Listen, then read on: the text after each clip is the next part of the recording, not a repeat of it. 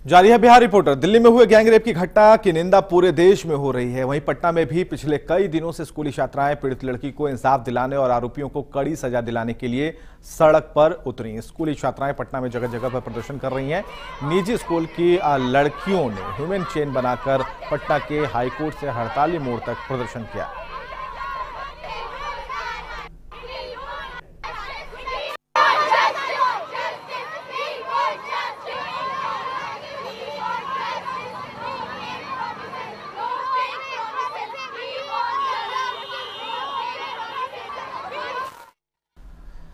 तो दिल्ली में रविवार की रात चलती बस में गैंगरेप मामले में आरोपियों की गिरफ्तारियां चल रही हैं। वहीं देश के विभिन्न राज्यों में इस घटना के खिलाफ आवाजें उठनी शुरू हो गई हैं। दिल्ली के जंतर मंतर से लेकर राजधानी अगर हम पटना की बात करें, सड़कों पर छात्र छात्राओं ने विरोध दर्ज कराया। हमें न्याय चाहिए, बलात्कारियों को मौत की सजा की मांग करती छात्राओं ने नारेबाजी की। कहीं कैंडल मार्च निकाले गए, कहीं लड़कियों की सुरक्षा को लेकर सरकारी तंत्र से सवाल पूछे गए। हालांकि फिलहाल जहां तक खबरें मिली हैं, सफदरगंज में पीड़िता का इलाज चल रहा है। अस्पताल के डॉक्टरों ने हालत सुधरने के संकेत दिए हैं। वेंटिलेटर्स हटा दिए गए हैं। संक्रमण पर भी काबू पाया जा रहा है। डॉक्टरों के मुताबिक लड़की की पल्स रेट सामान्य है, लेकिन लीवर की हालत जो है वो ठीक नहीं है। डॉक्टरों ने सभी से पीड़िता के स्वस्थ होने की दुआ करने और अस्पताल के बाहर प्रदर्शन नहीं करने की अपील की। हालांकि आपको हम तस्वीरें दिखा रहे हैं कि किस तरह राजधानी पटना में जन आक्रोश, छात्राओं का जो एक हुजूम है वो सड़कों पर दिखाई दिया। विरोध प्रदर्शन जारी रहा, कैंडल मार्च हुआ और कहीं ना कहीं सभी ने अपने तरीके से इस जुल्म और ज्यादती के खिलाफ, इस मानवता को शर्मसार करने वाली घटना के खिलाफ अपनी उपस्थिति वहां दर्ज कराई। तो आप देख सकते हैं दिन भर का नजारा, शाम का भी नजारा हम आपको दिखा रहे हैं कि किस तरीके से शाम को कैंडल मार्च, वहां पर लोगों ने कैंडल जलाए और एक सूचक है कि इस तरह से मानवता को शर्मसार करने वाले जो लोग हैं उन्हें नहीं बख्शा जाएगा। हालांकि आज जो बैठकें हुई हैं, आज जो प्रेस कॉन्फ्रेंस दिल्ली में हुए हैं, उसके आधार पर कहा जा सकता है कि कड़े नियम अख्तियार कर जाने की बात सामने आ रही है। यहां पर तो अब नहीं, अब और नहीं, ऐसे ही नारे लग रहे हैं। जन आक्रोश है, लोगों ने खासकर छात्राओं ने, स्कूली कॉलेज की छात्राओं ने विरोध दर्ज कराया है। आम लोग जो पेरेंट्स हैं वो भी इस प्रदर्शन में शामिल दिखे। और दिल्ली गैंगरेप मामले पर आज पटना पहुंचे पूर्व सांसद और सीपीएम नेता सुहासिनी अली ने भी बलात्कारियों को फांसी की सजा देने की वकालत की।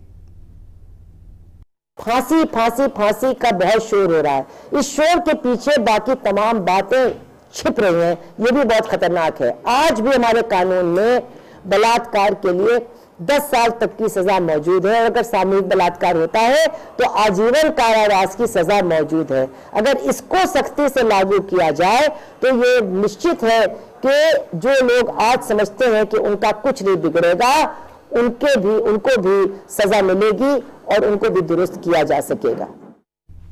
और इधर गुजरात विधानसभा चुनाव में नरेंद्र मोदी की जीत पर मुख्यमंत्री नीतीश कुमार की चुप्पी दूसरे दिन भी जारी रही। नीतीश कुमार ने पहले दिन की तरह मीडिया से दूरी बनाए रखी।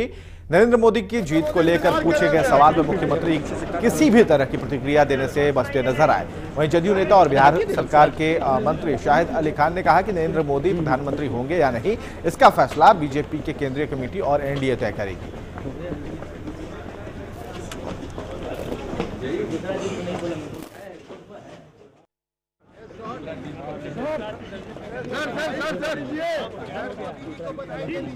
नरेंद्र मोदी इंतजार कर रहे हैं। अरे हटिए नमस्कार।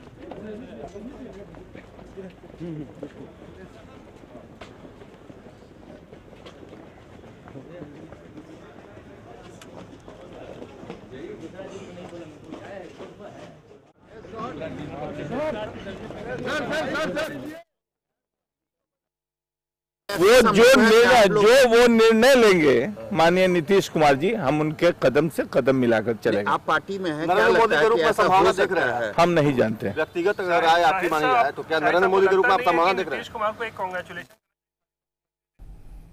कुछ देर पहले हम बात कर रहे थे गैंगरेप की, और जहां पर गैंगरेप मामले में लगातार जो छात्राएं हैं, छात्राओं का जो हुजूम है वो प्रदर्शन कर रहा है। इस वक्त हमारे साथ बने हुए हैं हमारे सहयोगी अवसितनाथ, उनके पास हम चलते हैं और जानने की कोशिश करते हैं कि अभी फिलहाल जो मंशा है वो तो बिल्कुल स्पष्ट हो रही है कैंडल मार्च के जरिए, लेकिन और भी क्या छात्राएं क्या कहना चाहती हैं, खासकर बिहार में सुरक्षा को लेकर, छात्राओं की सुरक्षा को लेकर, या पूरे देश की लड़कियों की जितनी भी छात्राएं हैं उनकी सुरक्षा को लेकर। असित जी के पास चलते हैं।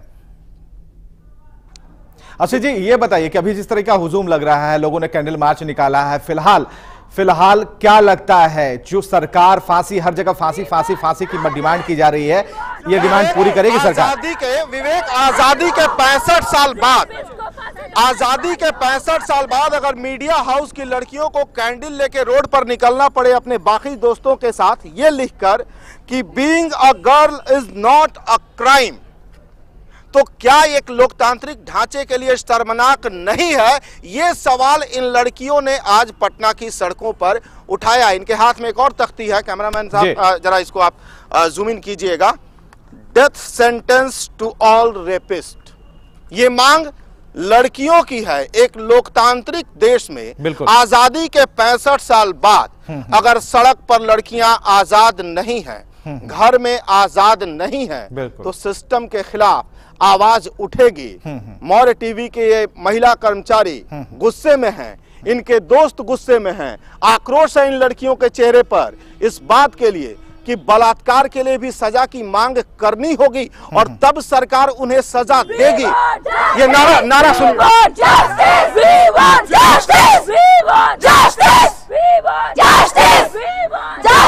हमें हमारा हक चाहिए, हक चाहिए, हक चाहिए, हमारी सुरक्षा दो, सुरक्षा दो, सुरक्षा दो, रेपिस्ट को फांसी दो, फांसी दो, फांसी दो, रेपिस्ट को फांसी दो, फांसी दो, फांसी दो, we want justice, we want justice, हमें हमारा हक चाहिए, हक चाहिए, हक चाहिए। हर जगह देश में न्याय की गुहार लगाई जा रही है, लेकिन ऐसे में अभी तक जो चुप्पी है वो बरकरार है।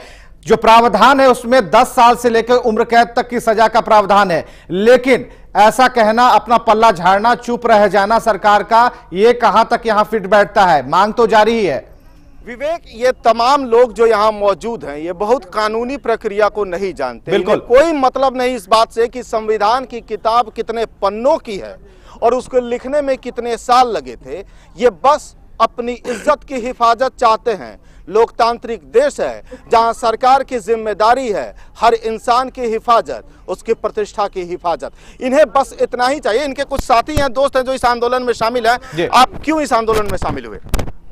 लड़कियों की सुरक्षा के ऊपर आज के डेट में बहुत बड़ा सवाल खड़ा होता है, क्योंकि जहां भी कहीं हम जाते हैं तो nowadays we come across many cases जहाँ पे कि हमको पता चलता है किसी लड़की के साथ गैंग रेप हुआ, किसी लड़की का मर्डर कर दिया गया, या लड़कों का भी मर्डर, क्राइम बहुत हाई रेट से भी हो रहा है इंडिया में। और अभी क्या है, शीला दीक्षित का स्टेटमेंट आता है कि ये बहुत दर्दनाक घटना हुई, सोनिया गांधी का स्टेटमेंट आता है बहुत शर्मनाक है, बाकी के कई सारे नेता कहते हैं कि ये बहुत ही दुखद बात है, ऐसा नहीं होना चाहिए था। केवल व्यवस्था जिनके हाथ में है, व्यवस्था जिनके हाथ में है, उनकी आंखों का पानी मर गया है, लेकिन इनके आंखों में पानी उतर आया है। एक लड़की हमारे साथ, इतना स्टेटमेंट देने से आप इस आंदोलन में क्यों शामिल हैं? ये जो कुछ भी है बहुत गंदा हुआ। इनफैक्ट इतना कि एक लड़की के लिए सही नहीं है।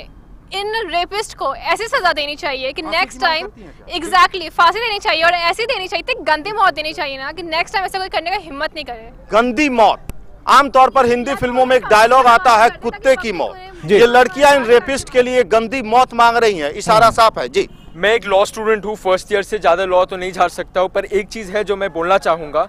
जो बेसिक प्रॉब्लम है वो है लॉ का जो प्रोविजंस है हमारे पास। अभी कल सरकार कंपनीज बिल पास कर रही है, पर अभी इतना बड़ा हादसा हो गया, और आप सब जानना चाहेंगे under section 376 of the Indian penal code हम कितना भी नारा लगाए, फेसबुक पे वो ब्लैक धब्बा लगाए, उसका कुछ फर्क नहीं पड़ने वाला है जब तक लॉ हमारे साथ ना हो। और 376 सेक्शन ऑफ आईपीसी स्टेट्स की 7 साल की सजा देगी, और बाकी सब जो प्रोविजंस है वो कहती है फांसी की सजा। हमारे पास लॉ इज इनएडिक्वेट, और वो सरकार ही को चेंज कर सकती है, हम आम आदमी नहीं कर सकते। कानून का एक छात्र लॉ की पूरी व्याख्या कर रहा है, ऊपर से नीचे लॉ की स्पेलिंग लिख दीजिए, LAW, लॉ अगेंस्ट वुमेन। ये व्याख्या अगर एक कानून का छात्र ही कर रहा है, उस मुल्क में महिलाएं कितनी सुरक्षित है, अंदाजा लगाइए। जी अनु, मैं एक सवाल पूछना चाहूंगी, अगर 7 साल की सजा का प्रावधान है तो क्या उन 7 सालों में उस लड़की के अंदर जो जख्म पल रहे हैं वो खत्म हो जाएंगे? जी आप जी, हम लोग कहीं भी सुरक्षित महसूस नहीं करते हैं। जैसे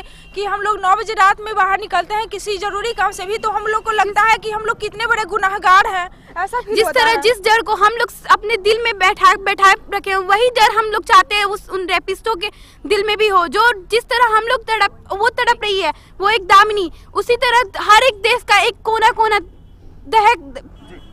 मैं चाहती हूँ कि फांसी तो उन लोगों के लिए बहुत कम है, उनके शरीर पे पूरा काट कर और जैसे हम सब्जी में मसाला डालते हैं उनके शरीर पे डालकर चिलचिलाती धूप में रख दे, ताकि हर एक दर्द को वो महसूस करे। उन्हें समझ में नहीं आता कि आज कौन सा डर हमारे और हमारे गार्जियन के दिल में पल रहा है। मैं वो सारे डर उन सारे लोगों के दिल में चाहती हूँ। मैं यही चाहती हूँ कि गवर्नमेंट इस पे ये नियम बनाए, फांसी सिर्फ उसका सजा नहीं होता है, उसको तड़पा के मारा जाए, ताकि अगली बार कोई उसे करने से पहले 10 बार क्या हजारों बार सोचे और कभी कर नहीं पाए। उनके वो अंगीकार देने चाहिए जिससे वो रेप करते हैं। बेटियां इंसाफ मांग रही हैं, हिंदुस्तान की बेटियां सड़कों पर हैं, आक्रोश सीधा दिख रहा है और सीधा इंसाफ, एक ही आवाज इंसाफ। आप कुछ कहना चाहेंगे?